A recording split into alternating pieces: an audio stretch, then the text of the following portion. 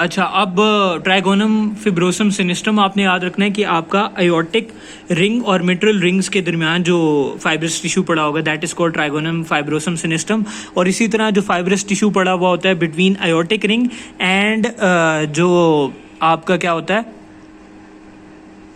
Atrioventricular rings, उनके दरमियान जो फाइब्रस टिश्यू पड़ा होता है दैट इज कॉल्ड ट्राइगोनम फिब्रोसम डेक्स्ट्रम। सही है। उसके बाद मस्कुलेचर का आपने याद रखना है कि cardiac muscles form long loops which arise from this fibrous skeleton. और बेसिकली जो आपके एट्रियल फाइबर्स होते हैं वो अरेंज होते हैं in superficial transverse fibre and deep vertical fibres. इसी तरह आपके जो वेंट्रिकुलर फाइबर्स होते हैं वो भी सुपरफिशियल और डीप लेयर्स में अरेंज होते हैं।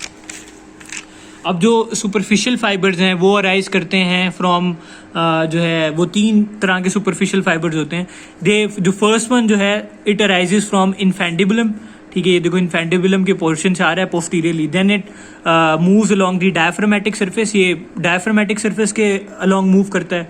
Then it winds around the inferior border comes to the sternocostal surface. ये देखो ये इसने पीछे से दिखाया हुआ है, ये 1 वाला जो है ना ये डायफ्रामेटिक सरफेस पे है पहले, फिर ये आया इंफीरियर बॉर्डर पे, इंफीरियर बॉर्डर पे इसने वाउंड किया और स्टर्नोकोस्टल सरफेस पे आ गया।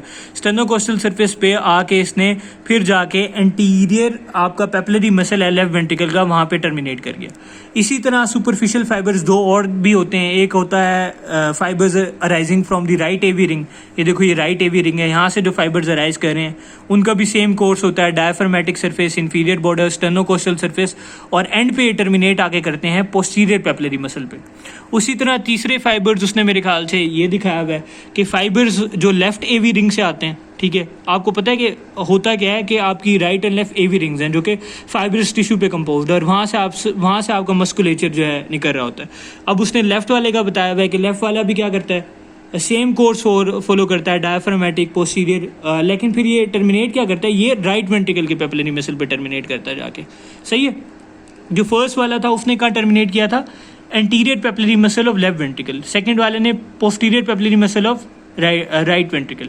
पहले वाला कहाँ से ओरिजिनेट किया था, इन्फेंटिबुलम से, और दूसरे वाला राइट एवी रिंग से। जो लेफ्ट एवी रिंग से ओरिजिनेट करता है वो राइट वेंट्रिकल के पास जाता है। ठीक है, और उसके पेपिलरी मसल पे जाके टर्मिनेट करता है। अब डी फाइबर्स का उसने बताया हुआ है कि डी फाइबर्स क्या होते हैं कि वो अराइज करते हैं papillary muscle of 1 ventricle and they continue up to papillary muscle of the 2nd ventricle. और पहला जो है आपका लेयर होता है वो ज़्यादा वाउंड करता है अराउंड राइट वेंट्रिकल। ये देखो लेयर 1 है, ये देखो पूरा वाउंड कर रहा है राइट वेंट्रिकल को। और जो लेयर 2 एंड 3 हैं वो लेफ्ट वेंट्रिकल को ज़्यादा वाउंड करती है। यहाँ देख सकते हो layer 2 and 3। This is the layer 1 जो कि पिंक में, लेयर 2 में ब्लू है और लेयर 3 में ग्रीन है। ये देख लो आप इसको। अब कंडक्टिंग सिस्टम है बेसिकली, ये स्पेशल मायोकार्डियल सेल्स होते हैं which are capable of initiating and conduction of cardiac impulses.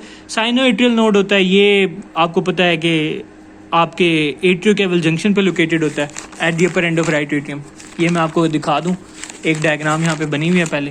ये देखो साइनोएट्रियल जंक्शन पे आपका एसए नोड लोकेटेड है। ये इम्पल्सेस जनरेट करता है at the rate of 70 to 100।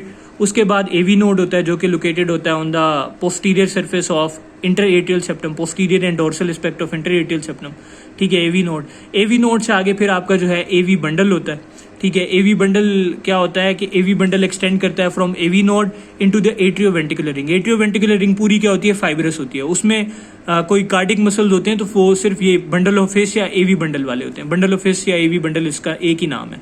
वो निकलते हैं एट्रियोवेंट्रिकुलर फाइब्रस रिंग से, फिर वो मेम्ब्रेनस पार्ट ऑफ वेंट्रिकल तक आते हैं और यहाँ पे वो डिवाइड कर जाते हैं 2 में। ठीक है, एक हो गई राइट एवी ब्रांच और एक होगी लेफ्ट एवी ब्रांच। राइट एवी ब्रांच राइट वेंट्रिकल की तरफ जाती है, लेफ्ट एवी ब्रांच लेफ्ट वेंट्रिकल की तरफ जाती है, और फिर ये एंड में टर्मिनेट कर जाते हैं परकिंजे फाइबर्स में।